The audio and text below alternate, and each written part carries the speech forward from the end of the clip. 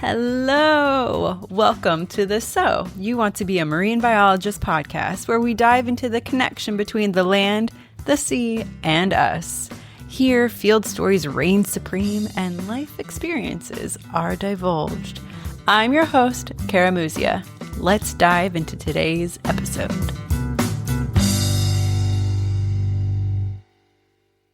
Hey, if you are looking to either start your career or looking to make a change, this is for you. The doors to my program, Steer Your Course, are opening at the end of this month. This is the program to cut through the noise and finally land your dream job. It doesn't matter if you didn't go to a fancy school. It doesn't matter if you don't have a perfect work history.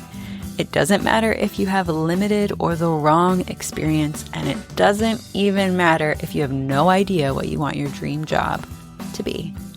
That's what Steer Your Course is for. If you're ready to stop settling for fine and stop slinging hundreds and hundreds of resumes out and start getting excited about Monday mornings, hop on the wait list and be the first to know when the doors will open. Hello, mermaids, pirates, ocean lovers, and land lubbers. Welcome to today's show. Question: what currency do dolphins use? Sand dollars. How did the oyster plead its case? Not guilty.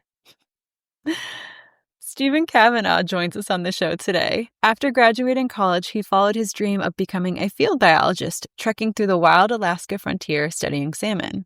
When it was time to return home to Ireland, Stephen looked around and saw the lack of a job market for marine biologists and decided to create his own with oysters.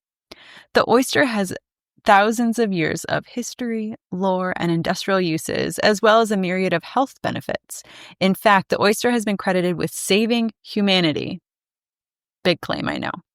I learned so much during this episode and really love this chat about the magnificent oyster.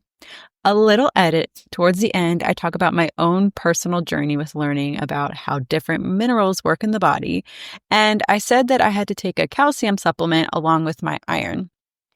I actually needed to avoid calcium because it inhibits iron uptake, and take a vitamin C with my iron supplement because vitamin C encourages the iron uptake. So a little mineral factoid, and you'll know exactly where it is later on the episode. And that's it. That's all the corrections I have. Please enjoy. Stephen, welcome to the So You Want to Be a Marine Biologist podcast. I'm excited to chat with you today. It's a long time since I said that to myself, but yeah, and thank you for having me. Really pleased to meet you. Where I want to start with is why the oyster, right? A lot of the time people look at oysters and they just are like, rocks at best, or, a raw bar at a restaurant. And that's about it. But you've dedicated your life to these bivalve little creatures. So why the oyster? Yeah, I don't know if I chose the oyster, if the oyster chose me. I think it needed a few more representatives among the Homo sapiens to bring them to their true glory and true prominence that they deserve. But yeah, certainly it's been a journey. I know when I left college, I'd studied shrimps and prawns and prawn nutrition. I'd done various things, and I had this idea I was going to get into aquaculture and go to Ecuador at the time, where there was a lot of shrimp farming going on. And one of my professors said to me, "Can you drive a bulldozer?" And I said, "What do you mean?" He says, "They're destroying all the mangroves for those shrimp farms down there." So that was the end of that. I know I can't be part of that. Yeah. So I never went to Ecuador to farm shrimps because apparently it's very damaging to the environment there, of course.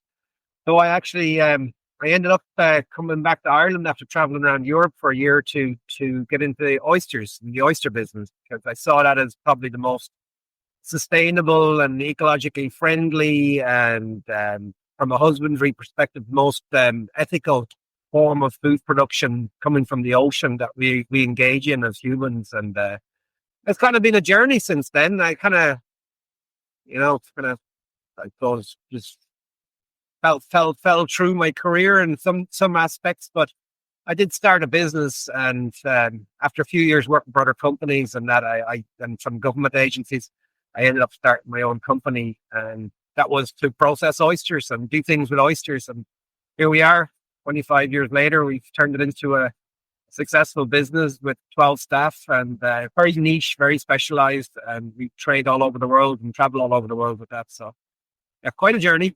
And Yeah. can tell you all about it.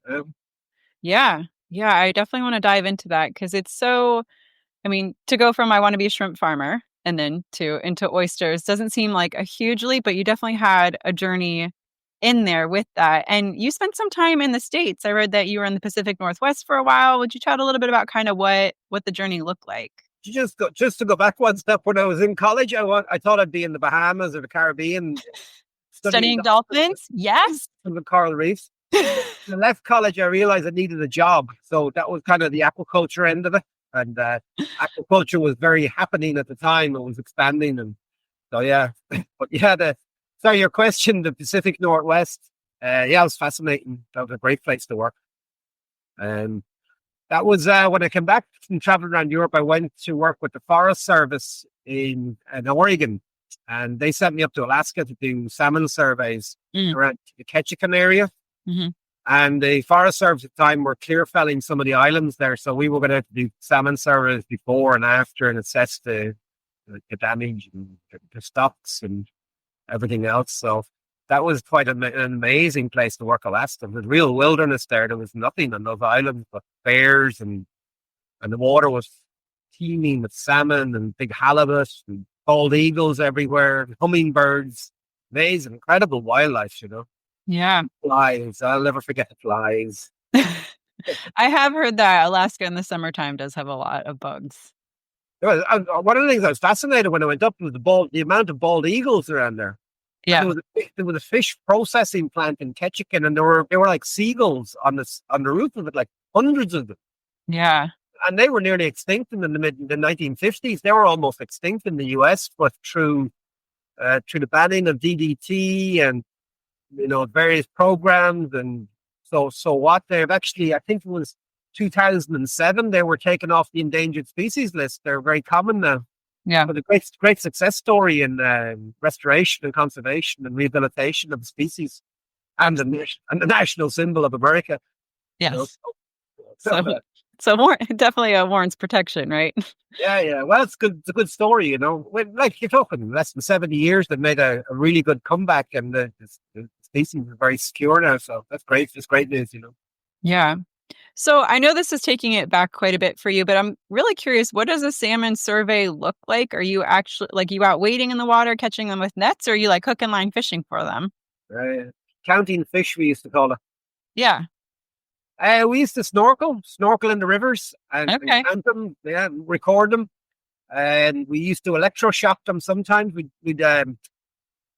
What you do is you divide a section of a river into the various types of river, like you'd be pools, riffles, rapids, and you do a selection of them and then extrapolate that over the whole river basin. But you might seal off a pool and electroshock it, and the fish come up. You count them, you measure them, you take various heuristics, take scale samples. We tag some of them with electro tags, little subdermal tags. And they'd be caught when they returned to the rivers. They'd come into some of the hatcheries on the Pacific Northwest there, and they'd be recorded. And there was just basically getting in the river and floating down the river and counting what you saw. Yeah. And recording that on underwater. We had underwater boards we could write on. And then all that data was brought back to the lab, and the guys were using GIS at the time, and they would extrapolate the whole river system and try and get an estimation on the fish stocks in that river system. Yeah. Very interesting, using from everything from basic field work, pulling nets through the forest to try and count fish, to come back to the lab and satellite data. Right. Fantastic resources, of course, in the US there. Guys were able to get data from satellites and really good mapping and come up with ideas. Then they could assess the impacts of the different types of logging practices that the Forest Service were engaged in, some clear felling versus different types of selective felling. And very interesting. A lot of biologists working there, and some really, really interesting discoveries while I was there, I suppose. Yeah. What salmon really need to survive in the rivers and To give you an example, at one point they pulled all the trees. The trees were created. Oh, there was a lot of log jams in the rivers, and they thought that these log jams were impeding salmon access, salmon getting up to the higher stretches of the river. So they pulled them all out of the river. But what was happening with the log jams were actually doing was holding back sediment and big gravel beds. And these gravel beds are where the salmon were laying their eggs. Mm-hmm. But when they pulled the log jams out, all the river got scoured back to bare bedrock. So now the salmon had nowhere to lay their eggs. Mm-hmm. And there was further decline in stock numbers. So they had to put the log jams back. Mm. And they don't touch them anymore. Yeah, it's funny. It's funny. I feel like every time humans try to outsmart nature, nature's like, no, that's there for a reason. Yeah, absolutely. And another thing that happened there was a German guy, PhD researcher. I actually shared a house with him. I was helping him write up his PhD with the English translation. And he was an entomologist doing trapping insects in the river. And he put out his traps and that, and he came back and presented the data to us all in the lab after a summer of doing that. He discovered that from deciduous cover was delivering 800 beetles per meter squared per day to the river. Wow. And coniferous cover was delivering somewhere around 400 to 500 beetles per meter squared of the river. That's a lot of bugs. That's a lot. Wow, is there that many? Like that's how many bugs were coming out of the canopy. And right. It just tells you how important that canopy is over the river for food for the fish. Right. Right. That was fascinating. Yeah. And then one other thing we did, our team, we were doing kind of the main stretches of the river and the bigger branches, but we went up some of these tiny little streams that were only like a foot wide, kind of running up the banks of the river, up through the forest, and that probably dry out at certain times of the year. Nobody had really paid any much attention to. Mm-hmm. And we went up with the electroshocker one day. We just started looking at these, and every single little pool there was a fish all the way up, and we were like, "Oh my God!" Like there's thousands and thousands of these, and millions of these. And these are where the small fish are hiding till they're big enough to get into the river and survive and get downstream. Right. I hadn't really paid much attention to that, and just where the fish can get. I like a lot of people think fish are delicate, but they're pretty hardy. Yeah, they're tough. They can be. Yes, they are. Especially and salmon are notoriously tough. Right. Yeah. Fully armored, and they can crawl up into these places, these tiny little tributaries up the banks of the sides of the valleys, and that were. They were just full of fish everywhere. We were just fascinated by this, which completely changed the numbers, of course, on what the amount of fish that were in the system. So, yeah, it's really interesting, but great, a great place to work. There's really good resources there and equipment and everything, and they're really doing the work and information. So, but very sad too in the Northwest because, like one river system, I think it was the Snake River. It was a big river system off the main Columbia River. And the salmon going up that river to spawn had to go up through 16 turbines, 16 dams. Oh. The juveniles have to come back down through 16 sets of turbines to get back to the ocean. They built a lot of big dams up there for Lockheed Martin and Boeing and that to make titanium for the aircraft industry, the aerospace industry and that. And so very challenging for salmon to survive in that. And I remember some of the stuff like that. I think around the 1940s, the average size of salmon in the Columbia River was about 100 pounds. When I was there, that had dropped to about 25 pounds. Still big salmon by our standards here in Ireland, but nothing compared to what used to be in that river. Right. And they were fished out. They had canning plants all along the banks of the Columbia estuary, just taking all the salmon out. They thought it was never ending supply. Amazing to see, Unfortunately, they've been selected against genetically now, so I don't know, will we ever see them again? No, I have faith. I have faith that things will shake out. But we'll see. It'll take some effort, for sure. Well, they've learned a lot about what they call riparian management and what rivers need, and to meet trees and gravel beds and all these different aspects of the river system, and getting rid of the dams would be a big help if they could ever manage that. If we get the solar and wind, maybe we can get rid of some of those hydroelectric dams and open the rivers up again, because they're a big problem for fish passing. I know they've got passes and that, but huge mortality because of them in the fish trying to get up and down. Right. So leaving the Pacific Northwest, I'm assuming, was this like a seasonal contract that you did?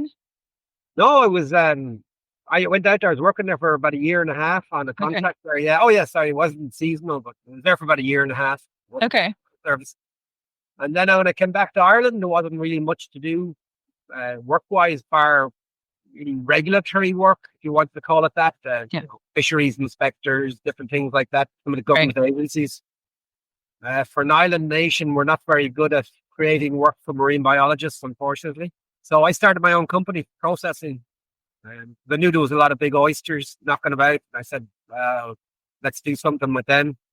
And I actually started the business smoking oysters and food production. Okay. I was like food and cooking and stuff. So I started that. And then a few years later, I ran into a French company and they asked me to make an oyster extract, which are basically it's a dietary supplement. Okay. They wanted it for trace minerals because oysters are really high in zinc and copper, manganese, selenium, iodine. They're really particularly high in oysters. We might go on to that a little bit later if you like. It's a really unique biology of the oyster Yeah. that causes that.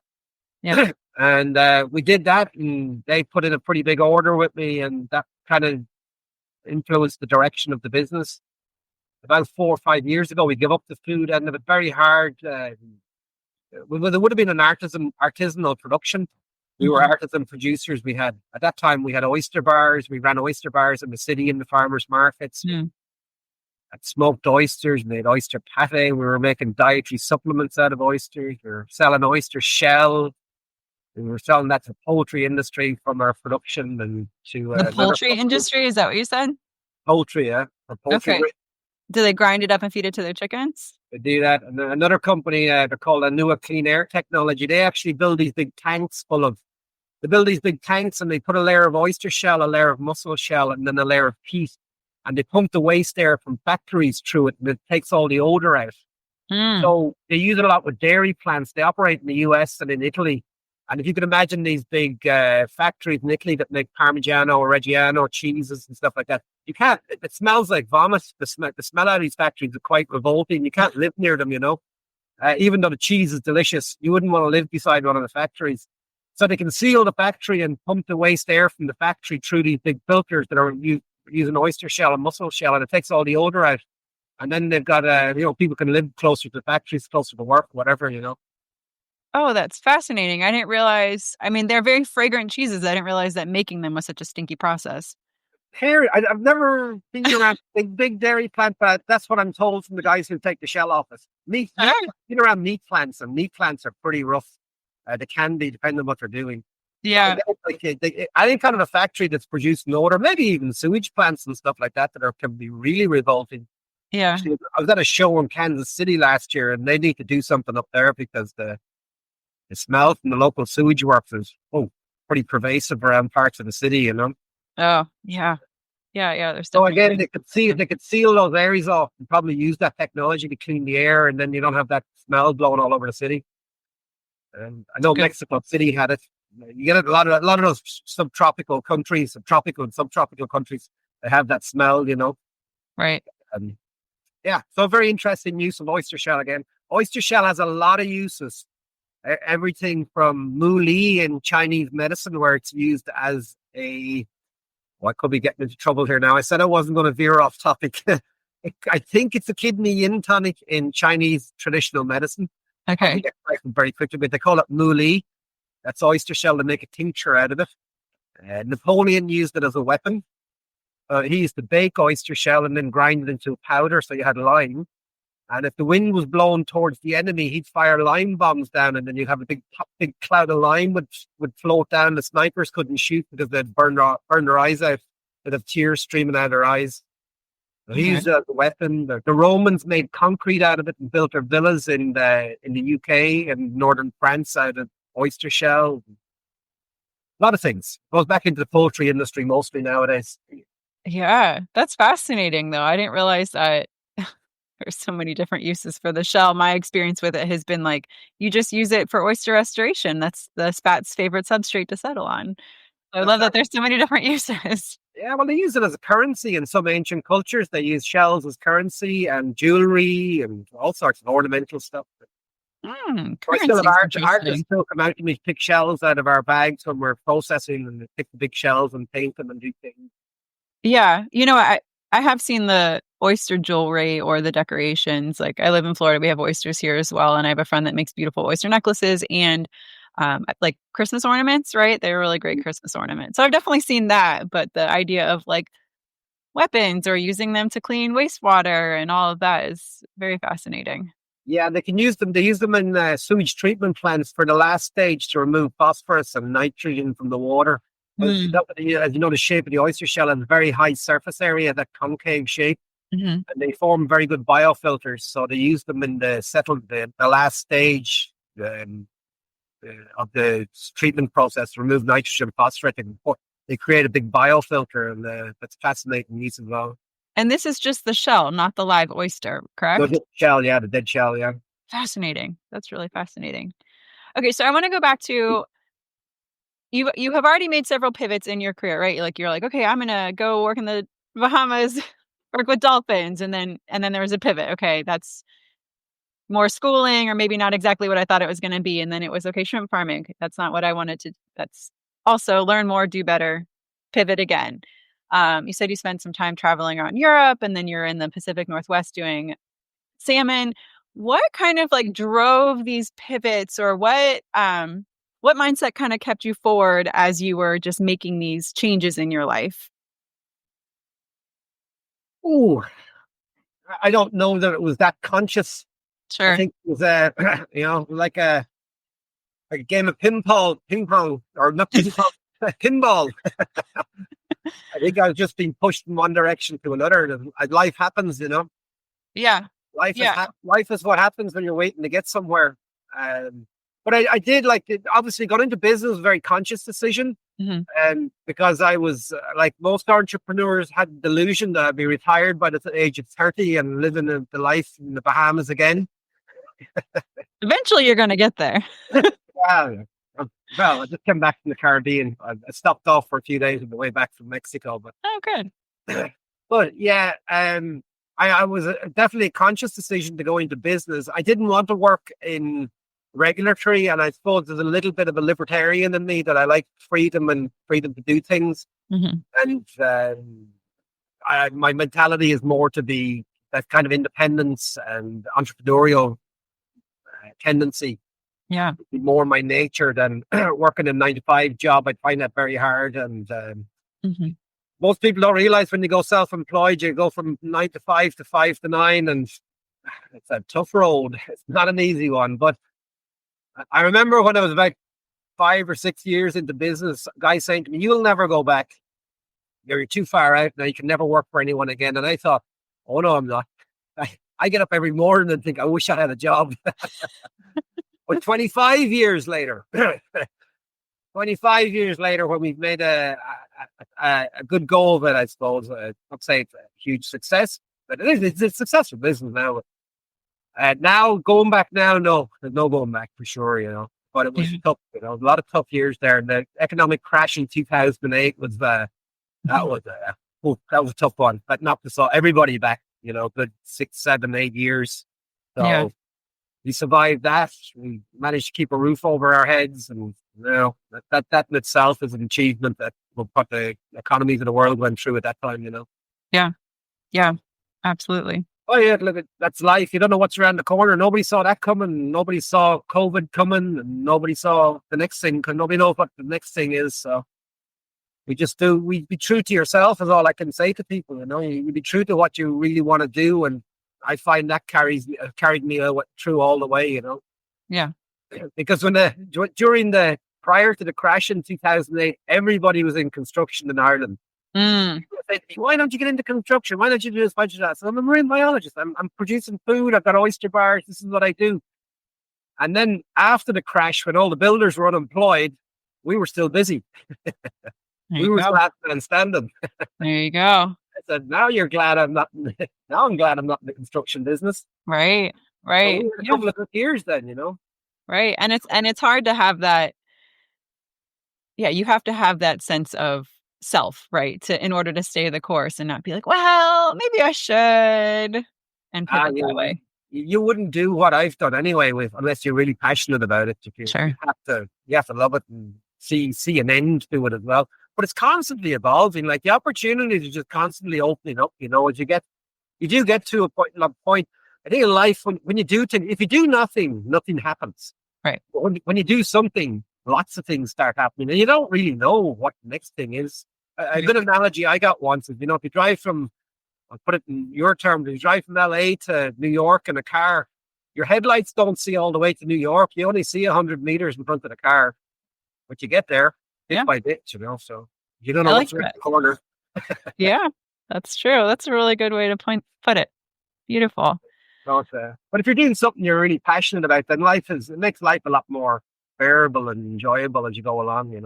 Yeah. I can't imagine, living a life doing a job that you hate or being around people you don't like or whatever. Right. I keep discovering these big families I never knew I had, because I just came back from Mexico from the International Society of Zinc Biology. I've been talking about zinc for the last 25 years. And then I walked into a room and there's 150 zinc researchers in it. And I'm like, wow, who are you people? Just joined the circus. Yeah. Oh, that's so fun. And I had that before when I went to the International Oyster Symposium in Wales, in North Wales. I went into that. When I walked into that room, this was, again, about 100 people who were all oyster enthusiasts. And, I was working on my own at the time and kind of isolated, and, not many people I could bounce a lot of stuff I was passionate about off. And I walked in, here's 100 people at this conference, and they all study oysters. That's what they do, and I was like, wow. And that was actually it was that conference that started our whole oyster restoration conservation program. Yeah. I met all these people who are engaged in it, and that's really come on in a huge way for us now. Yeah, that's amazing. So I want to get into all of that. I'm curious. So you said that you started the Oyster. It was a business and you were selling oysters whole and you had bars. Were you growing them at the time or were you sourcing them? And what were your criteria for sourcing them if that was the case? Okay, yeah. So my first job with oysters after leaving college, one gap that I missed was I worked in Ireland. I came back to Ireland and I got a job in a hatchery producing baby oysters for the oyster industry. Mm-hmm. So we got males and females, and we get them to do their stuff, and we get them to spawn. We put them through. They go through a 4-week larval stage, and then they metamorphose into the adult oyster. At that point, they're about 0.5 millimeter, 500 microns in size, and we grew them to about anywhere from 5 to 10 millimeters in the hatchery, and then we give them to the oyster farmers. And they put them out at sea and grow them on to what you get in the restaurant. So that was what I was doing that in Ireland before I went to the US. And then I came back. When I came back, I forget what the question was now. Sorry. No, I was curious how, when you got your start with the business, you said that you were selling oysters as food. And I was curious if you raised them yourself or if you were kind of where your source was. Sorry. Yeah, that was my connection to the oyster. Yeah. Oyster cultivation. We sold them to the oysters. I did a little bit of work of growing oysters, but I never had an oyster farm. I never owned one. Okay. I was more hatchery technician. Yeah. We'd have to grow algae, monocultures of algae to feed the larvae. That's quite technical. Yeah. And that was where I was working in the industry.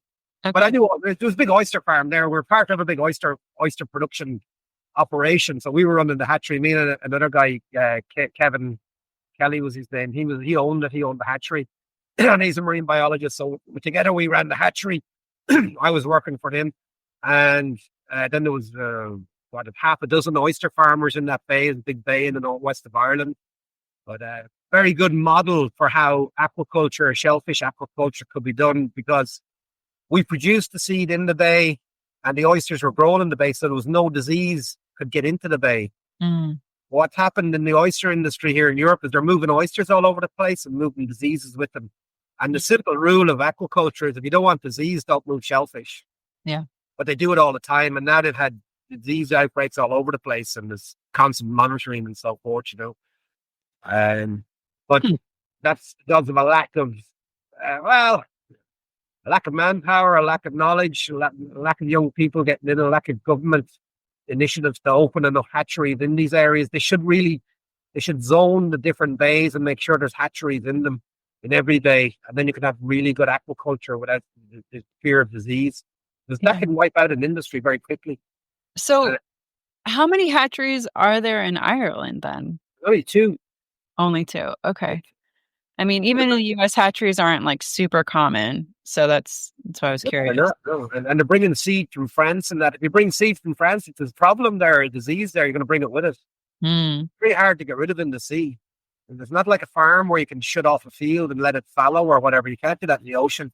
Right. Once you introduce these diseases, they're there to stay. So, and they're most of the time, most of those diseases affect oysters. They don't affect humans. So it's not like they're infected with TB or something that's going to kill humans.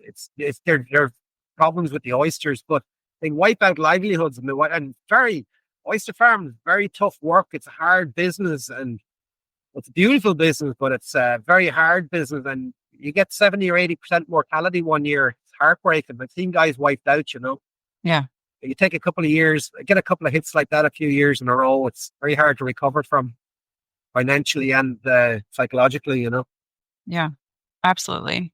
So, but oyster farming as a method of food production is absolutely fantastic because when you grow shellfish, they have to be grown in shellfish designated waters. Mhm. So oyster farmers really become the guardians of our coastal waters. Mhm. And nobody can pollute them. They can't discharge into them. They have a legal responsibility to make them cleaner. Mhm. And oysters, they're sessile organisms, so they don't need to move. Mhm. They're happy to sit there and filter feed away. There's no antibiotics or drugs used in their cultivation. They feed naturally from the seawater. They get to reproduce once or twice before they're eaten. It's as good as it gets when it comes to animal husbandry. Yeah. When you compare it to like salmon farming or these intensive pig and poultry operations, which are horrendous for the animals and Right. stuff out of them anyway, personally. But yeah. So yeah, it's a great and such a fantastic food source nutritionally. I mean, it's a powerhouse, something that humans have been eating since for the last Homo sapiens have been eating at least for 250,000 years that we know of. Yeah, would you get into a little bit of the history of the oyster? I mean, you really are an aficionado. When I was doing my research on you, I was learning so much, and I know a decent amount about oysters. So, would you kind of get into a little bit of the history with like humans and oysters and the nutrition aspect of it? Yeah, well, there's a theory that oysters saved humanity. So Yeah. when you go back to about 250,000 years ago, Homo sapiens were nearly wiped out. And they reckon they were reduced to as few as 600 individuals. And that was East Africa, South Africa. And anywhere where you find evidence of Homo sapiens, they'll find lots and lots of oyster shells in their caves, what we call oyster middens. Mhm. So the theory is that they came out of the forest looking for protein. Protein was a limiting nutrient. It still is in a lot of ways nowadays, even, which is a crazy thing. But protein was always a problem for humans to get enough of it. But with oysters, when they started eating oysters, they came out and started foraging for oysters and other shellfish on the shore. And that was like an early supermarket or an early fishmonger. If you found a bed of oysters, you could go back there every day and get your oysters, and you're guaranteed good protein, really good omega-3s for brain, that we think led to rapid brain development, really high in zinc, which would have led to greater reproductive success. And from there, these Homo sapiens exploded out of there, and the rest is history, I suppose. If you say they outcompeted the Neanderthals, and the oysters were a big part of that, we think, by giving them this really superior food source that they could live on. And certainly, if they figured out how to cook them, they would have been delicious. They would have really, you could have really gorged out on them. But all the coastal waters, the estuaries, were just teeming with oysters at the time. So it's a fantastic food source. Mhm. We have this image of Homo sapiens taking down a woolly mammoth. Very few Homo sapiens could take down a woolly. Can you imagine a woolly mammoth? He wasn't going to stand around and let you carve a steak off him. That was a pretty dangerous job. Maybe they found an old one that was about to die or something, and then you'd have to fight off saber-toothed tigers or whatever. But if you got injured or wounded, then you're probably dead anyway. So, Right. I think it looked a lot more like, hunter-gatherers were really hunter-collectors of oysters and shellfish. Mhm. And it was a big part of their diet, a part of their success. So all throughout the Middle Ages, we have references, the ancient Greeks, the ancient Romans, oysters were big parts of their culture and their gastronomy. And all throughout the literature and their art. There's loads of examples of it, all the way along, right up to the 1900s, where you get peak consumption. You get peak consumption of oysters in the last 3 decades of the 1800s, up to about 1910, 1915, when oysters were wiped out globally. 99% of oyster beds around the world had been wiped out. So you said you're familiar with Chesapeake, one of the biggest oyster production areas in the world ever. Boston Harbor, Boston, Massachusetts, New York Harbor, San Francisco. There was an oyster reef off the south coast of Australia, 2,000 kilometers long. You could have seen it from outer space, probably. That was wiped out. In the North Sea and around Ireland off the coastline where I live here, one of the biggest oyster production areas in Europe. In 1860, they recorded 30,000 barrels of oysters. Put the oysters in barrels and shipped them to the hotels in Paris and London. 26 years later, the catch was 14. Went from 30,000 to 14. So in 26 years, they wiped out the fishery. So that was it. It was wiped out. At about 1910, 1915, oysters had been completely decimated. The average New Yorker in 1870 was eating 600 oysters a year. Oh my God. Today it's 0.4. Yeah. So it's a major part of their diet, very important part of their diet. And those oysters in New York probably all coming from Chesapeake Bay. Chesapeake, massive shipping industry there for oysters. Yeah. Nowadays, we've got most of the oysters we get nowadays are from aquaculture. And as of today, we're looking at about 6 million tons produced globally. 85% of that is in China and 85% of that is consumed in China. And my talk at the Wise Traditions Conference in Orlando there back in November, I showed a slide of one oyster farm in China that produces 240,000 tons of oysters a year. And that is almost the combined production of Europe and North America at one oyster farm. One oyster farm. So that's the scale they're at. And for us, it's been wiped out, So oysters now have become a very fancy delicacy, a gastronomic delight. And in Europe, there's a lot of snobbery around them. They have to be eaten live in the restaurants, and you're paying a couple of dollars an oyster. In the US, they were eaten everywhere. You deep fried them, you put them in soups and gumbos and stews and everything. An oyster stew today would be a pretty expensive dish, but it was a staple of the diet back 150 years ago, Right. So we had this hiatus from the oyster. We kind of had this hiatus from eating oysters, but nutritionally, and when you look at this, and that's a big part of our work these days is nutrition and educating people about nutrition. The nutrition the oyster was giving us, to think that that's now gone, it's really sad that they were ticking so many boxes in our nutritional requirements of what we need in our daily diet, and that's been replaced by grains and carbohydrates, which are just not there, the hidden hunger, as we call it. Right. Yeah. And that's a really good way of putting it is the hidden hunger. Oysters actually, they do have a ton of nutrients in them. And while grains have some, it takes so much more volume of grains or wheat or anything to even feel any remote satiety. And you're still not getting all the nutrients you need versus an oyster. So I would love for you to kind of dive a little bit more into the evolution of marine health foods and why oysters are a health food. Yeah, so the marine health foods, we started it in 2000, so they're 24 years old. Nutritionally, oysters are the highest natural source of zinc, and that's a really interesting part of their biology, and one that still requires research to answer fully. But oysters accumulate zinc actively. They accumulate, get a little bit technical now, so they accumulate zinc and store it intracellularly. And they accumulate it against the chemical gradient, which means they spend the energy to do it. Whereas all other animals accumulate it passively. And if you put oysters, say, in mussels, which are very closely related in a body of water, they would accumulate, say, heavy metals, lead or mercury, at the same rate because it's accumulated passively because they're filter feeders. Likewise, other elements like iodine, selenium, whatever. But the oyster is unique in the animal kingdom in that it accumulates this really, really high level of zinc, 10 times higher than the next source, which is actually beef. And the reason for that, I believe, is to do with the stressful environment they live in, because they live intertidally. So they have to, when they close the shell, they can live for up to 4 weeks out of water. Mhm. And they have to produce, that's a very stressful oxidative, there's a lot of oxidative stress in that environment, and they produce a lot of free radicals. So they have to produce large amounts of antioxidants to neutralize those free radicals. And the antioxidants they need to produce are things like superoxide dismutase, catalase, and glutathione. And they all need copper and zinc at high levels. They need copper and zinc at high concentrations to make those antioxidants, as do we. Mhm. They're very important for us too, for oxidative stress. And oxidative stress is the biggest cause of illness. Yeah. There's a beautiful synergy between what the oysters do to survive an oxidative stress and what we need to survive oxidative stress as well. Any organism that utilizes oxygen experiences oxidative stress. And humans, for a lot of us, we've managed to make our lives extremely stressful.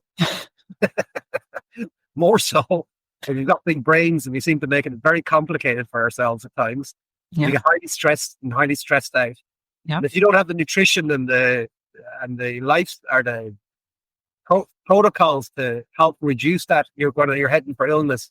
And we see a huge increase in those illnesses. Of course, the diseases caused by inflammation, cancer, cardiovascular disease, diabetes. These are all inflammatory diseases caused by oxidative stress, fundamentally, if you know what I mean. Mm-hmm. So there's a beautiful tie-in between a food that we've been eating as Homo sapiens for 250,000 years, what our bodies evolved with, what it needs, and it's been removed from our diet by and large. For the odd trip to a restaurant to treat ourselves to a few oysters, what was a staple of our diet? This really nutrient-dense food full of copper, zinc, manganese, selenium, iodine for our thyroid glands, and then B12, really high in B12. And it's not just those elements. People think they can go to health food shop and buy zinc or copper elementally. That's not how we get our nutrition. We get it from things like oysters. We take zinc elementally, you cause copper deficiency in the body. Likewise, when you take iodine on its own, it's not good to do it like that because it needs selenium. There's a very important synergy between them. Mm-hmm. But in the oyster, you get iodine and selenium, and that synergy is done by the oyster. Mm-hmm. So we like to tell people the ocean is our laboratory. We don't do anything to the product. We do as little as we possibly can before we give it to people. And I always tell people the best way to eat oysters is raw. And we make different products out of them too. But if you can get them raw and eat them raw, happy days. If you like them. Not everybody likes them raw, of course, Yeah. And some people look at them and they run. They're kind of at the one end of the seafood spectrum. And if you don't eat seafood, you're certainly not going to eat oysters. But seafood lovers struggle with oysters. Yeah. I want to let you continue, but really quick anecdotally. So I enjoy raw oysters, and I have a friend that has an oyster farm about an hour and a half north of here, and we get them from her every now and again, which is always a treat. And for our friends and family that don't love the raw oyster, we've been cooking them oyster Rockefeller with lots of cheese and then on the grill. And most people can handle that because it kind of just tastes like you're eating a big chunk of cheese. Yeah. I had people who wouldn't eat fish eating smoked oysters. They love them. Yeah, there we go. Yeah. Oh yeah, absolutely. Yeah. And that's another thing about getting people to eat seafood is people have had horrendous seafood experiences with either farmed seafood or fish that's not properly fresh, or some of those vile liquid smokes they put on seafood or whatever, and they just think it's horrible. They never go back to it, So there's some of the problems, But yeah, so just on the nutrition end of it, you have this really good nutrient-dense food, and it would be great to see people getting back to eating that kind of stuff again, as opposed to the nutrient-empty foods that we're getting, the pizzas, the pastas, the too much rice.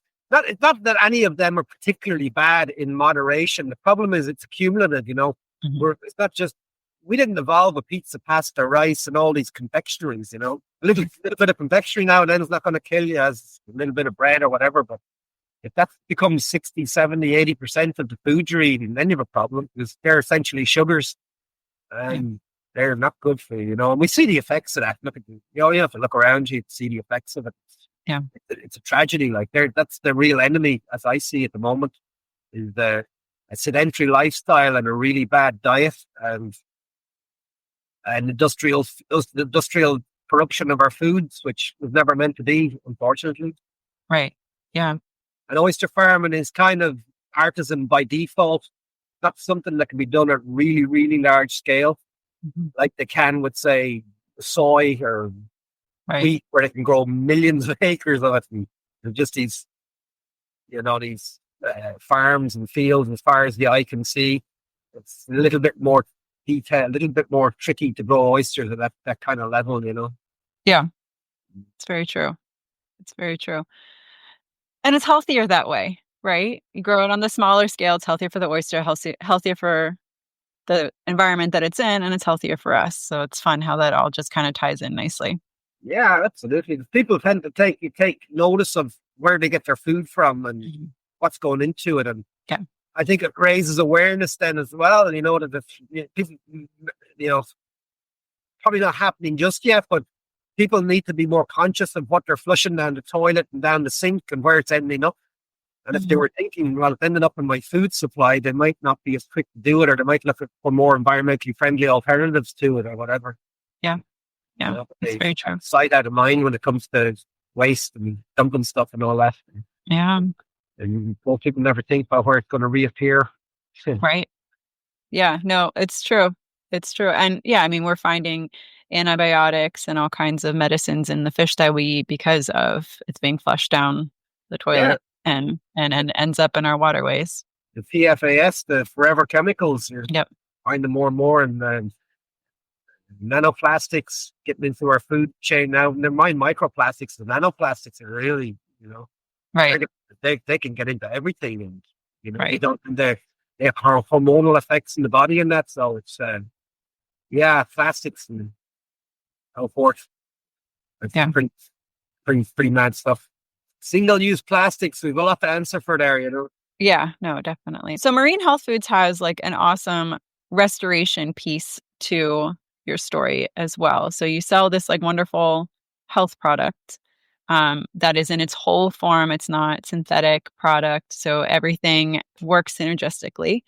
Um, and I actually learned about how minerals work in the body when I was pregnant. I couldn't get enough iron.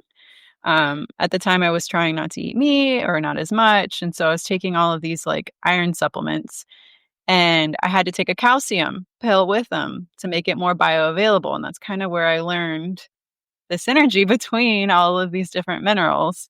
Right. Since then, I've introduced the meat back in the diet and I feel so much better. But that's my happy little story with like the importance of the whole food and not just the single zinc that's been pulled out and made synthetically. So with Marine Health Foods, though, you sell it crushed up, and is it from your own farms or is this from your oyster restoration product? No, the oyster restoration is a different species. Okay. And we take oysters. Some of them are wild, um, some of them are wild, some are from aquaculture. But there's very little difference between an oyster from aquaculture and a wild oyster because of what we were speaking about earlier. Oysters are sessile; they don't need to move. Right. They filter feed from the water. They feed naturally. There's no antibiotics. It's not like taking a pig or a chicken and putting them in a cage for their entire life, or a salmon in a cage. Right. So, as regards animal husbandry, it's as good as it gets. So, there's very little difference in quality. People always ask me that, what's the difference? Are they farmed or wild? And I'm like, there's really no difference. If anything, the farmed oyster can have a better shape, so they look better in the restaurants. But nutritionally, there's no difference between them. And we have to say they're farmed because we've interfered with their life cycle. Mm, But it's as good as it gets from an ethical standpoint and from a nutrition standpoint in food. yes. Sure. And again, I forgot what was the question, the exact question they said. It's a very roundabout way of asking my question, but I'm really curious what your restoration looks like and why you decided to do your restoration projects. Okay, yeah. So as I said, I went to in Wales, where I went to college in North Wales, the School of Ocean Sciences. Are in Bangor, North Wales, in the UK, and that's where I went to college. And I went back there to the International Oyster Symposium about 7 or 8 years ago, and it was like discovering this big family of oyster enthusiasts I didn't know existed. And I met a professor there from Croatia, and we were discussing oysters. And I grew up as a kid on the beaches here on the east coast of Ireland. and they were covered with oyster shells. And I always kind of wondered what was out there, because they don't exist anymore. Mm-hmm. And the thinking at the time was that oysters, that species of oyster is called Ostrea edulis, is the flat European oyster. It's this guy here. This is a flat European oyster. I'll just show you this one here. That's a Gigas oyster, cupped oyster. That's like the guy you would have, well, that's not what you call a West Coast oyster. Yeah. We get these big Gigas oysters. That's what we make our product out of. They're not native here. They're either from aquaculture or they're invasive. So we use them for our product. This oyster is nearly extinct in Europe. Mm. So this is the one we're trying to restore.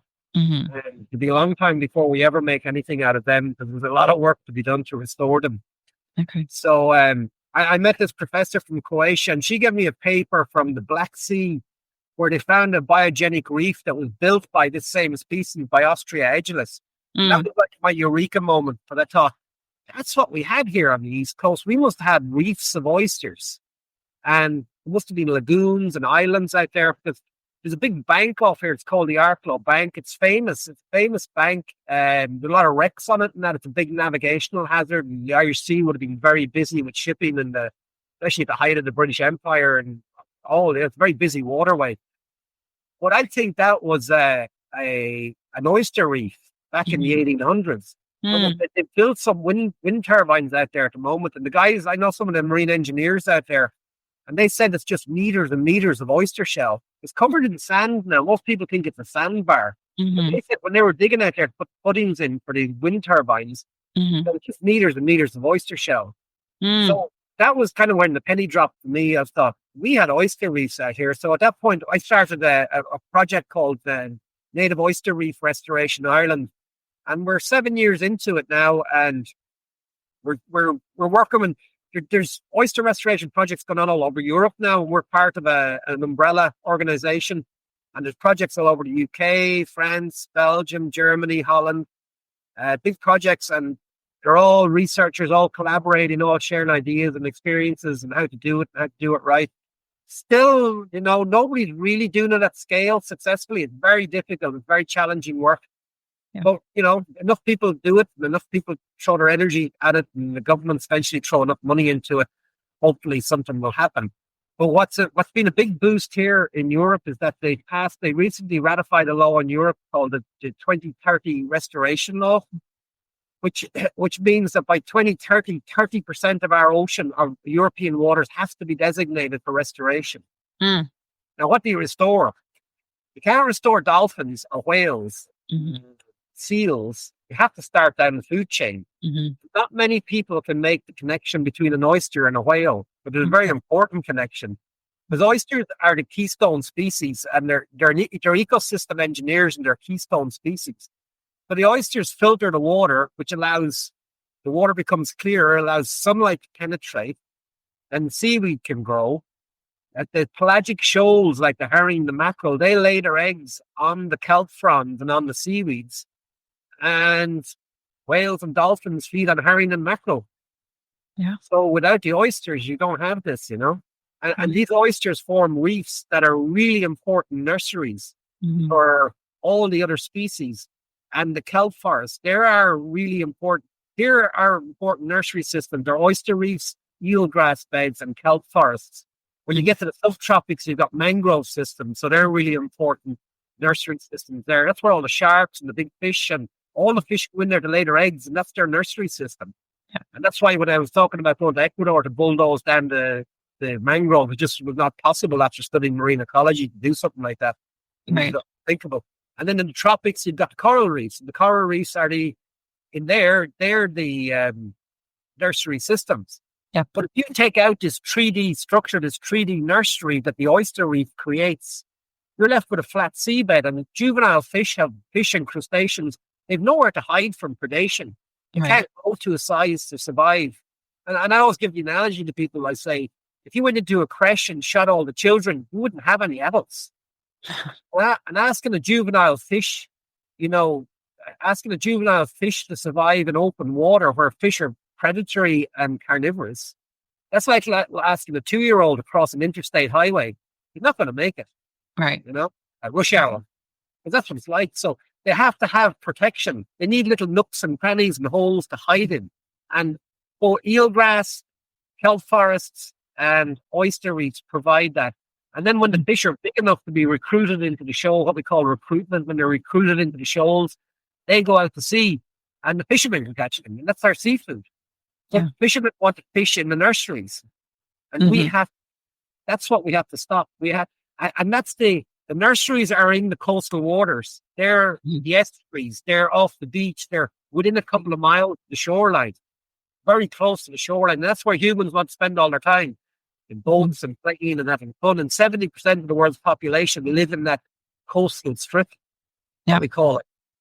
And that puts huge, and our lifestyles put huge pressure on those ecosystems and those habitats. And that's where we have to concentrate our restoration efforts. And that's what Nori is doing. We're looking at whole habitat restoration in the near shore coastal zones all over Europe. That's our work and our mission now at the moment. I love that. I'm curious. So it's 30% of the coastal waters have to be designated restoration by 2030. What is the definition of restoration waters? Like no take at all? Oh. Like there actually has to be like active restoration happening. Like I'm just really curious if you know more of the details behind that. Yeah, well, this is very recent. It's only come in the last less than 6 months ago that it was ratified. So, no, that's really ambitious. Then he wants to do it in less than 5-6 years. So exactly what is that going to look like? So now the government, the beauty of it is for people like us working in restoration and conservation, we now have a stick to beat the government with and say, listen, you have to do this. Right. But they don't know what to do. Right. But we can offer them solutions. We can say we can do oyster restoration. We can do kelp restoration. And we need these zones, and you have to do it here, you have to do it there. This is the place to do it. And that's very much the work of our organization now, and the other organizations that we work with, is to provide these solutions to them.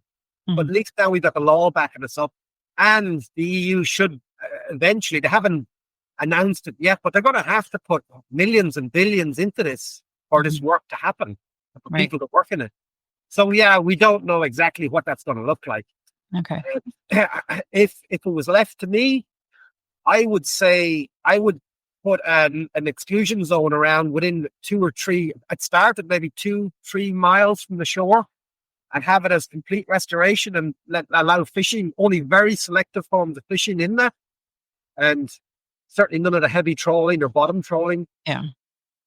Angling, and even angling, I'm not a big fan of angling personally. I don't mind somebody catching a fish if they're going to eat it, but catching them to throw them back, I'm not really a big fan of that. I don't see that as a sport, but it's very big. It's huge, of course, and everybody does it. So it's a huge industry. Yep. So I would like to see that, and I'd like to see that near shore, because that would solve a lot of problems for biodiversity. That's where most of our biodiversity is, in the oceans. It would also give a lot of coastal protection, and coastal erosion is a big problem. But is that going to happen? No, certainly not. That's a marine biologist's dream. That's me in my fantasy world. Oh, I love that. We don't know how that's going to roll out. We'll see. But what will happen in Europe is if governments don't do it, they'll start incurring huge fines like they are with the climate change and carbon targets. So if they don't hit these targets, they start getting fined hundreds of millions. So they have to make moves somehow. They're either going to pay the money out in fines, or they're going to pay it to organizations to go and do the restoration work and designate areas for restoration. So who does the fining? The European Union. And the money just goes to the European Union?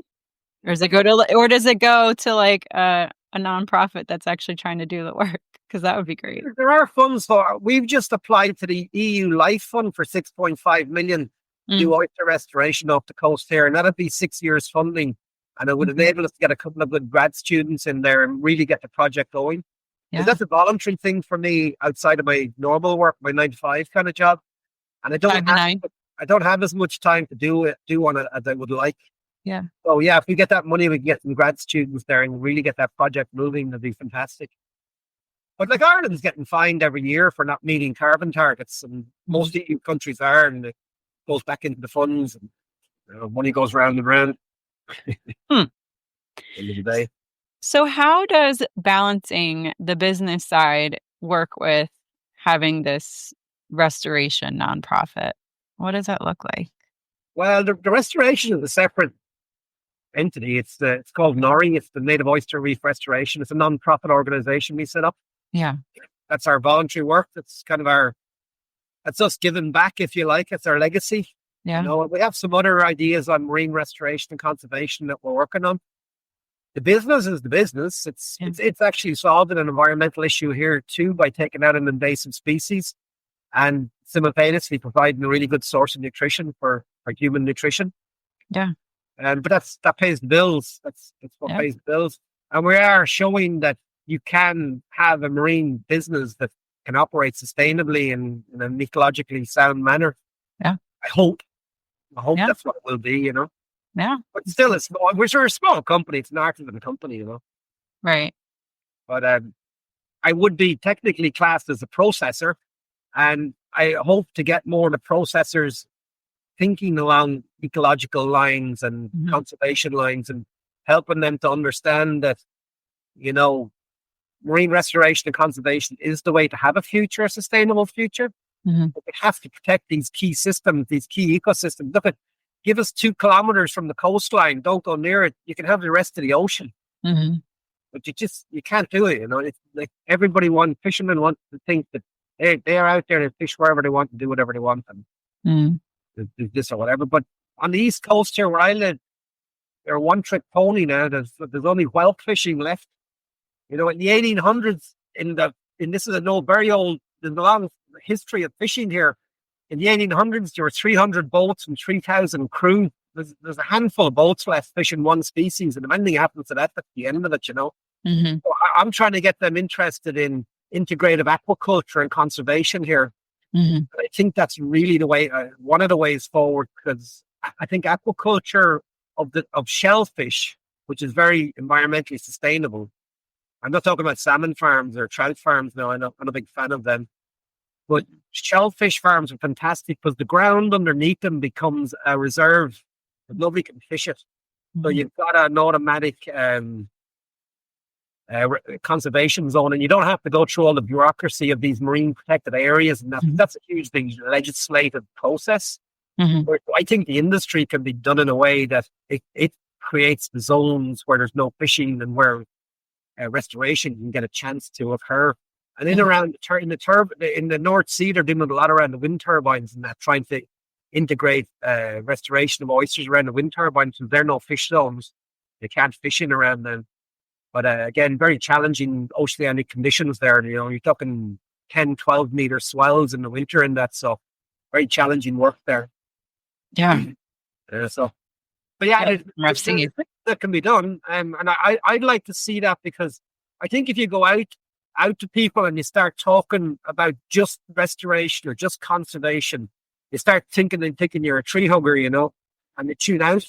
Whereas I'm both in business and I'm doing restoration and conservation, and I'm trying to show people that you can have both. Yeah. But you've got to do it right. Yeah. And it can be really good. And we do some biotech as well, like a marine biotechnology you can be talking pharmaceutical applications. You can talk serious money and serious wealth there, if it's done right, and you can grow seaweeds and stuff like that are really sustainable, really clean forms of aquaculture, and take bioactive compounds from them for pharmaceutical applications. And that's the future for me, that's the way I see the future of the oceans. And what we want to do then is, like, by doing that kind of aquaculture, you create on the seabed, you then got fishermen protecting the seabed, which is what they should always have been doing. And these are what we call metapopulations. So you could have, say, let's say you have an oyster farm and it's 10 acres, and you're growing oysters in the surface water or seaweed or a combination of both. The seabed is getting a chance to recover, and the reefs are building up on the seabed, and that becomes a metapopulation then, pure restoration. And the overspill from that comes out of that, fishermen can catch that too. In the Chesapeake that you mentioned earlier, they're in year 10, I think, or 11 of their restoration work. And the blue crab fishery, Chesapeake crab cakes are a firm favorite there. Just blue crab, period, in in Maryland. Yes. So when they started doing the oyster restoration, the blue crab fishery increased by something like $5 million, and they didn't see that coming. Hmm. But where do crab lay their eggs, and where do little baby crabs live? They live in the oyster reefs. Right. You know? And now they see that by doing oyster restoration, the blue crab fishery is going to become really prolific again as well. They got a double whammy. And then everything else, there's lots of other species, lobster, shrimp, and all the fish species are going to survive there as well, Yeah. you know. Yeah. And this whole habitat restoration is coming back, you know, and that's fantastic. It'd be great to see in the Chesapeake to see that happening. Yeah. That Absolutely. I the agree. history there is just phenomenal. I think the oysters that were produced there, that grew there, must have been. I can only imagine what it was like in the 1800s. Or Right. I've heard historical accounts that the oyster beds in the Chesapeake Bay were actually like navigational hazards, which I'm like, oh having yeah, spent time on the water there is mind-boggling. It'd be amazing to see. yeah, they had to carve channels through the oyster reefs for shipping. Yeah. You know? But I talked to marine biologists when I was over there, and they said that, I can't remember the exact figure, but he said something like, we're getting the water pollution of about, I said, why aren't the oysters coming back? And what's the big problem? He said, we're getting the water pollution of something like 5 or 6 states, but the air pollution of 15 or 16 states from coal burning. And this is a good while back now, it's like 15 years ago. Mm. And so they're getting air pollution from so many states, and that wasn't helping with settlement of juvenile oysters. So Yeah. they had that issue. But they're coming on that. The Nature Conservancy is doing a lot of work there with the oyster farmers and people who have oyster rights along the seafront and along the bays. It's a different kind of system the way we work in the US. But yeah, it's a big hope for the Chesapeake to come back. Yeah. Yeah. And there's a couple hatcheries on there. I had Stefan Apel from Berry Cove Hatchery on the show talking about, what they're doing, helping the Chesapeake Bay, and Oyster Recovery Partnership is who I worked with, helping restore the oysters back in select tributaries that were agreed upon by the state DNR and NOAA, all of these different shareholders and big government agencies coming together. So it's cool. It is cool to see that happening. And you got the Billion Oyster Project in New York Harbor. Yeah. Yeah. There's hope. Now we got to get it to come back down to Florida. My friend's a one-woman show trying to restore the oysters down here. It's fantastic. The water's so warm there, they'd really be prolific. They'd get going if you get it started, That's what it is. And we're going off the rails a little bit for my listeners, but one of the big things is dermo down here because it is so warm. So it's almost better if the oysters like come out of the water, just spend a little bit of time. It kind of cooks the disease off of them. But she's kind of gotten it down to a science. She has them in roll cages now. We just got some from her and they're beautiful. So she's doing great. Yeah. Yeah, I was in Miami last year at an event down there, and they had big problems in that lagoon there I forget the name of it, off Miami. Biscayne Bay? Right? Biscayne Bay? Yeah, the huge fish kills in that, so they're trying to figure out what's going on there. So yeah, I think there could be a good case there for restoration of ecosystem engineers like oysters and so forth. Yeah, I agree. I do agree. Awesome. So at the end of each episode, I have a few questions that I like to ask. And this is kind of a newer one. How do you maintain the connection of like who you are, what you're doing, and what you bring into the world? It's so easy to become jaded and kind of just go through the motions. How do you kind of just bring that meaning back into your life? Yeah, it's not easy. I think it's the industry I'm in and the people I associate with is an important part of that. In the US, I work with the Weston A. Price Foundation. In Europe, we did a lot of work with the Slow Food Foundation, and they keep me on my toes big time.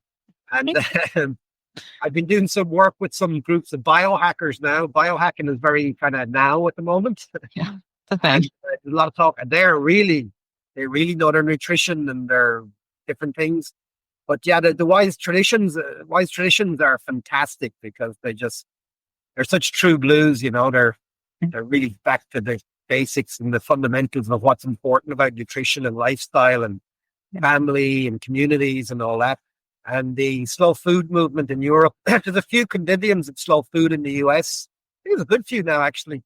In our early days, we did a lot of work there in Italy. We used to attend their shows. And any of your listeners, if you're ever in Italy and you get a chance to go to the Salon de Gusto in Turin, it happens every 2 years. It is an amazing show, the best gastronomy from all over Europe.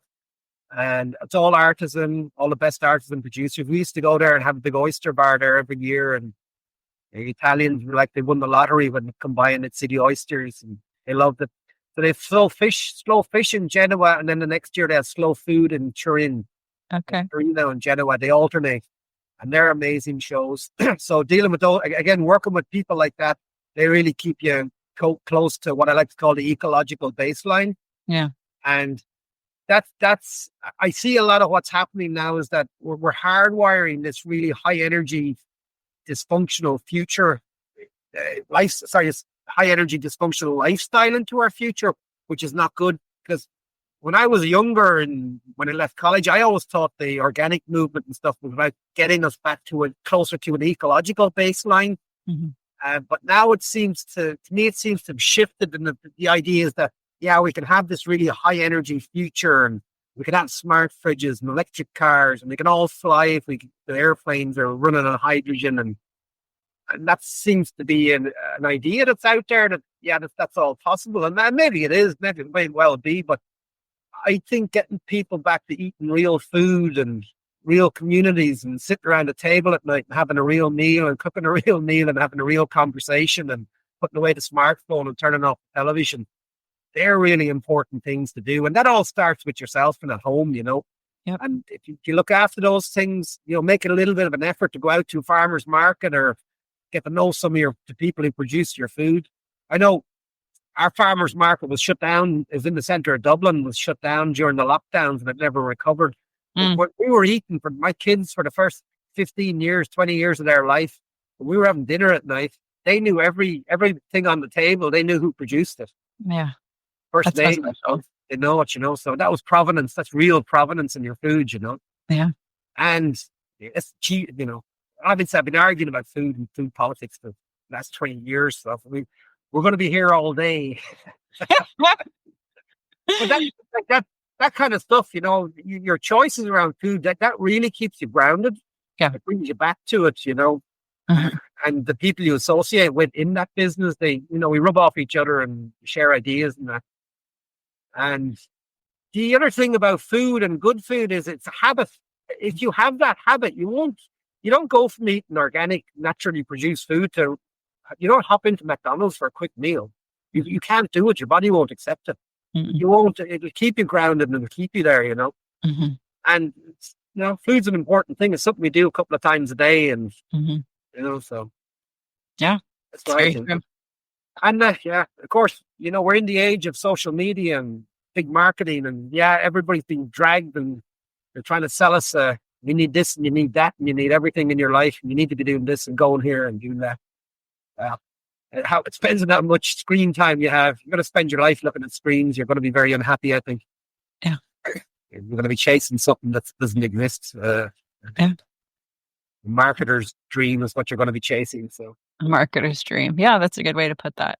Yes. And I like that ecological baseline, kind of bringing it back to the baseline. Yeah, you know, so it is really important. It's very hard. It's hard to live close to the ecological baseline nowadays, you know. And, but we can do, you know, if we're mindful of it and we try and pull it back all the time, you know, the more of us to do it, the more realistic it is. But that really happens at the local level, you know, where you're buying your food and stuff like that. So I do agree with that.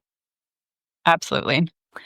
If you were given a blank check, unlimited funding for any project or projects up to 3, what would you use the money for? I'd restore coastal habitats. Marine coastal habitats, where most of our biodiversity is, where nursery grounds are for all our fisheries. Really important, you know. All those kelp forests, eelgrass beds, oyster reefs, mangrove systems, coral reef systems. And there's examples of fantastic restoration examples of them all over the world, but we need more and more and more. That to go back to what we had prior to intensive fishing that wiped them all out. One of the ideas I had here, and you probably have this where you live, on the east coast of Ireland, for example, we have forests here. We've got Avondale Forest, we've Coolatin Forest, which is the last great oak forest in Ireland. These are national parks. They're fully preserved. If you went into one of them with a chainsaw, you'd be put in prison in the morning. We had kelp forests off the coastline that were even more biodiverse. And because they're under the water, they're just not tangible. People don't have a relationship with them, and they've been wiped out. So one of the things I've been proposing here is that we put the kelp forests back and name them. Yeah. And we get kids out there with a mask and a snorkel on, and we get marine tourism out there and say, this is the great such and such kelp forest, and it's zoned off and nobody goes in there and touches it. Yeah. Like you do the forest on land, It's Right. one of the big problems we have is underwater, out of sight, out of mind. People don't think about it. And our poor little oysters, these guys, a rock. Everybody has little cuddly baby seals and cuddly dolphins and cuddly whales. I'm trying to make the oyster cuddly, if he's open and glistening on a restaurant table in lovely candlelight, yeah, he's romantic. But when he's in his natural habitat, Yeah. different. It's different, It is different. It is. They're definitely not cuddly. I've been cut by several oysters, but I still love them. I have a lot of scars to show for opening oysters. That's so funny. But we've a lot to learn from them yet, and they discovered recently that the native oyster communicates electrically through electrical signals. What? So we know now. It makes sense, but I hadn't heard that yet. That's amazing. Yeah, there's research going on in Europe here, and it seems that they're communicating with each other. We didn't know that happened. How? We're totally going down a rabbit hole. Yeah, so that's going to be very interesting research. They, heard the saying, the patience of an oyster. Yeah. They sit there and they filter feed away, and they create, when something gets under their skin and irritates them, they turn it into a beautiful pearl. Right. So we've a lot to learn from oysters yet. And absolutely. As we say around here, they saved humanity 250,000 years ago, and maybe they're going to do it again. I love that. So we've that's what our legacy is going to be anyway. We hope we're going to leave a whole pile of oysters out there for future generations to play around with and study even more. I love that. Do you have a favorite field story or stories to tell? And this could just be like a wonderful, magical sunshine and rainbows day, or it could be a day where things happened and it makes a really great story now. I always love telling the stories of working in Alaska. That's a big memory for me with all the bears up there. And yeah, the island we were working on was covered in black bears. There were like hundreds of them, but they were really timid and they'd run away from you. Yeah. And there's all these hummingbirds. And I've never seen hummingbirds before, but what a beautiful place to work. I used to go hiking. In the camp we were in, we had a Labrador dog. I used to bring her, I forget her name now. She used to come off with me and we go hiking, and bears everywhere, but the dog would bark and the bears would run away. There was no brown bears now, luckily. Yeah. Probably wouldn't be here today. Yeah. But yeah, and even the old growth forests in Oregon where we worked, they were fascinating. The trees. I remember seeing the old growth as well in Northern California, the sequoias. When the first time I saw them, I was disbelief. Yeah. But I actually drove into that area at night, and it was rainy night. And every now and again, the headlights would go around the corner and it'd catch a tree. And the first time it happened, I thought, what was that? I didn't know what it was. And then I caught another one. I thought, that couldn't be a tree. But when I went back in the morning to the forest to have a look, I was just like, oh my God. They're amazing. It's just unbelievable. Like, so, nature is amazing. So lots of things like that. What else? Lots of experiences, snorkeling and diving, such beauty in the ocean. It's just incredible, fantastic place to be. I always say to people always ask me, they all think that my favorite habitat is the ocean because I'm a marine biologist. It's not where I feel at home. I said, when I go into the ocean, I'm part of the food chain, and I'm not at the top of the food chain either. A lot of people feel that way. Yeah. I said, I'm not, I can't breathe underwater. It's not my home. My real spiritual home is the forest, and a really nice forest beside waterfall or a pool or a lake or something where I love spending time. But the ocean is just blissful. It's nobody can phone you, nobody can hassle you. You just drift away. It's inner peace, inner space. It's a different thing. But we always have to come back from the ocean, but it's not where we really belong. Yeah. Yeah, we go there. So, but a lot to be learned for sure. That's for sure. Absolutely. I love that. Thank you for sharing. And at the end of each episode, I like to leave the audience with a conservation ask to go forth and bring into the world. What would you like my audience to take from your episode? I'd like everyone to pay attention to oysters whenever they hear about them, because there's lots and lots happening and more every year. Mhm. And if they live in an area on the coast or near water, try and hook up with groups that are trying to do restoration and conservation and create just a tiny, what we call a meta population of something, just a little area that's restored. And all these little areas will link up.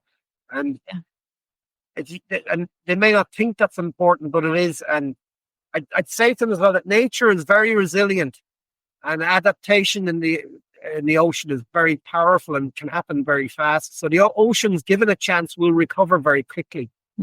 And we just need to give them a chance. Anyone living near the ocean can do to help restore that, whether it's beach cleanups, bringing awareness to plastic getting into the oceans, getting a little area of shellfish growing, or kelp or eelgrass beds, anything like that. Small little projects. Do you live on the coast? There's a marina somewhere. Hang a few baskets of oysters in the water. It's going to help. And the marinas will love this, and the guys who own the yachts and that will love it. And there's loads of resources there. The Nature Conservancy. I'll send you some email links actually if you want to post them later. Sure, yeah. With good resources where people can go and find out about oyster restoration all over the world, wherever they live. Yeah, thank you. It doesn't matter where you are. Put a few oysters in the water and look after them. And yeah, I love that. It helps. You become an oyster pioneer then. And we need all the oyster pioneers we can get. I love that. If listeners want to find you, connect with you, and learn more about you or Marine Health Foods, where's the best place to do so? Well, either at marinehealthfoods.com or on our restoration site, which is Norri, NORRI.ie. So either of those websites they can come to and send us an email. We'd gladly answer any questions. Perfect. And, well, Stephen, we have some resources on there where people can get details of other things that are happening and stuff. Perfect. Awesome. Well, Stephen, thank you so much for being on the show today. I really enjoyed chatting with you. I love that. I think we could talk for another week if we've only hit one species. That's important. It's an important one. So I agree. Okay. Well, hopefully the next Wise Traditions show you're at, we have an oyster booth there, so come by and have some oysters. Definitely. Have you heard about my free program, Back to Nature? Getting outside is vital to our health and the health of our planet. The cool part is, to reap the benefits, you only need a few minutes a day. This course is designed to be fun and easy to do, and perhaps spark an adventure or two. Click the link in the show notes to get started today, or visit karagracemusea.com. Thank you for listening to today's show. I'd love to hear any insight you've gleaned. Leave a comment in the show notes or send me an email over at karagracemusea.com. If you enjoyed this episode, leave a review and, of course, share with your friends. If you want more resources for creating a life of purpose and meaning, plus personal insight from me that I just don't share anywhere else, join me at karagracemusea.com and sign up for email updates. Keep after your dreams and making waves in your community. One person can make a difference. Thanks so much for listening, and I'll catch you next time on the So You Want to Be a Marine Biologist podcast.